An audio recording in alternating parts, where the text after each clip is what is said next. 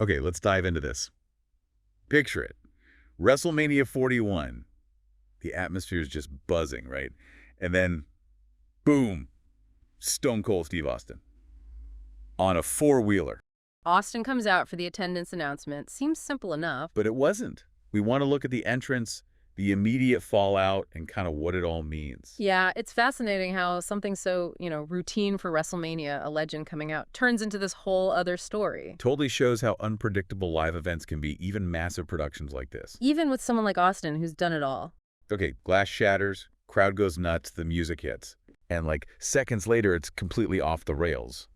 Or, well, off the ramp, I guess. Literally. Apparently, there was a slight delay. Yeah, seems he actually drove straight past the entrance ramp at first. Had to kind of double back. Right. So he eventually gets down towards the ring on the ATV, does one lap, getting the crowd hyped. Standard Stone Cold stuff. Everyone's loving it. Then he goes for lap number 2.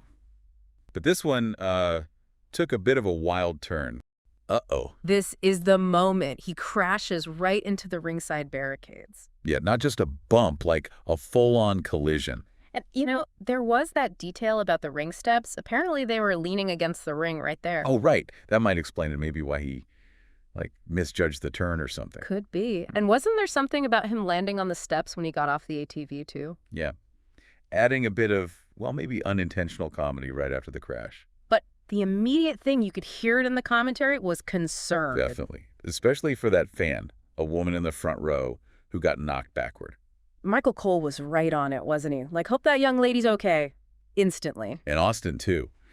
Right after it happens, and then again getting off the ATV, he's checking on her. Which is good, obviously. Shows that awareness, even in the middle of, being stone cold at WrestleMania. Thank goodness for the barricade, really. Could have been worse. Absolutely. It highlights that responsibility performers have, especially when they're interacting so closely with the crowd. So then, after all that commotion, it's time for the actual announcement. What were they again? 63,000? 63,226 for night 2. And the total for both nights, 124,693. Huge numbers. But Austin, being Austin, he wasn't buying it. Or at least, he played like he wasn't. Classic Stone Cold, right. Questioning authority. Yeah, he starts joking, saying it feels like way more people. Then he actually tries to, count people in the front rows. Which didn't exactly work out from the sounds of it. Not really. But he eventually gives in, declares it 124,693 solid-ass cats. Pure Stone Cold, turning a simple announcement into a bit. But back to the fan who got hit, it sounds like her experience wasn't quite so entertaining. Right, that fan report that surfaced online said she was, and I quote, pissed. Yeah, and listening back to some of the later commentary and analysis, they picked up on that too. Said she looked really angry. There was even some chatter about maybe her beer getting knocked over, which, might add insult to injury. Definitely wouldn't help. It kind of shows the different views, doesn't it? Yeah. For most people, maybe a wild moment, but for her? Yeah, for the person directly involved, especially if you've paid a lot for that front row seat, getting hit by an ATV isn't exactly part of the fun. It's understandable she'd be upset. And WWE seemed to take it pretty seriously, too, behind the curtain. Oh, yeah. There were reports, I think, from Wrestling Observer Radio saying the company was nervous. Nervous about a lawsuit, right? And that seemed to be the concern. Apparently, Nick Khan, the WWE president, went over to check on her personally. Right. And someone, maybe it was Meltzer, mentioned Khan is known for being a smooth operator. Like, he might be able to smooth things over. Yeah, maybe offer some tickets, that kind of thing. The fact Khan addressed it on screen, too, that shows it was a big deal for them. Absolutely. You don't usually see the company president stepping in like that unless it's serious. It's all about risk management at that level.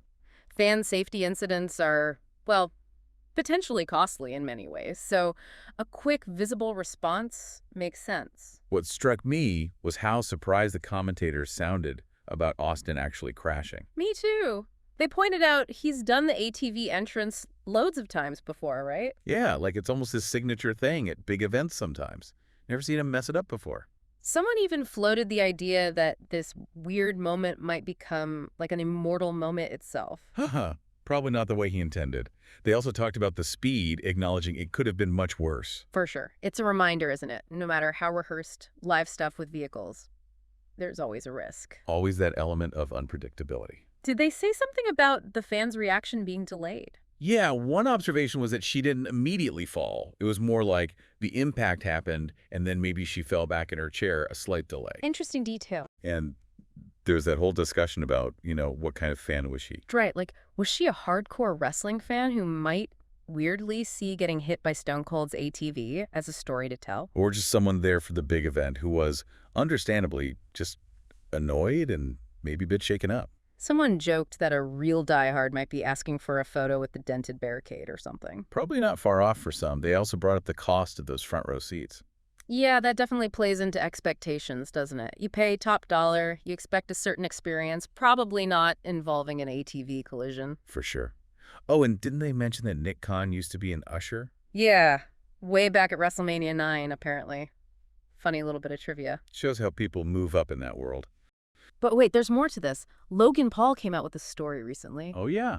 What was that? He claimed Prime Hydration offered Stone Cold $1 million. A cool million. To do what? Just to appear ringside.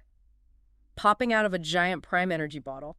Get out of here. Seriously, a bottle. That's what Paul said. And apparently Austin just, wasn't interested, didn't even consider it. Wow. Okay, so he turns down $1 million for a bottle stunt. But does the ATV entrance instead, which ends up with a crash? It's kind of fascinating, right? It really is. It speaks volumes, maybe, about authenticity. Or what feels right for his brand, even if it's less controlled. Maybe the unpredictable moment generated more buzz anyway than a staged ad ever could. Could be. That crash was everywhere online instantly. A Prime bottle reveal? Maybe not so much. Good point. Then, layering on top of all this, you've got Dave Meltzer. Always watching, always analyzing. What did he say? In the Wrestling Observer newsletter, he had this comment, pretty sarcastic, basically questioning how Night 2 could possibly have drawn more people than Night 1. Ah, right. Because Night 1 was reported as the sellout, wasn't it? Exactly. So Meltzer's kind of poking holes in the official numbers, or at least the narrative around them. Well, that's a classic wrestling discussion point, isn't it? Attendance figures. They're not always just about tickets scanned. There's often a bit of storytelling involved, shaping perception. Could be. Maybe saying the second night was bigger fits a certain narrative they wanted. So after everything, the announcement, checking on the fan, Austin just walks back up the ramp. Yep. No more ATV riding for him that night, it seems. Smart move, maybe. And then the visual of the announcers having a beer at the commentary table. Yeah, kind of like, okay, let's take a breath here, inject a bit of levity, move things along. And plug the next day's WWE World event, of course. Cena, Heyman on McAfee's show.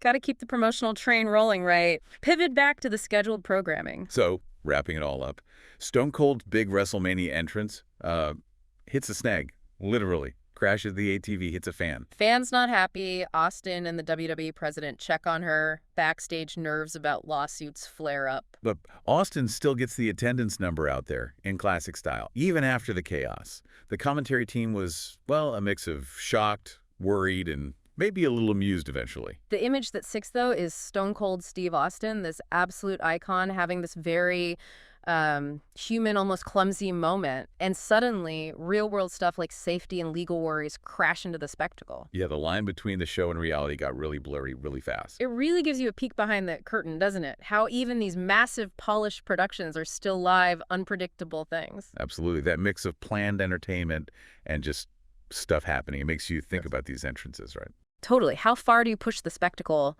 Where's that line between amazing and maybe slightly dangerous for the people right there? And it makes you wonder, sitting there in the front row, if that had been you, how would you have reacted? Yeah, would you be annoyed, scared, or maybe, just maybe, a tiny bit thrilled to be part of a bizarre WrestleMania moment? Something to think about.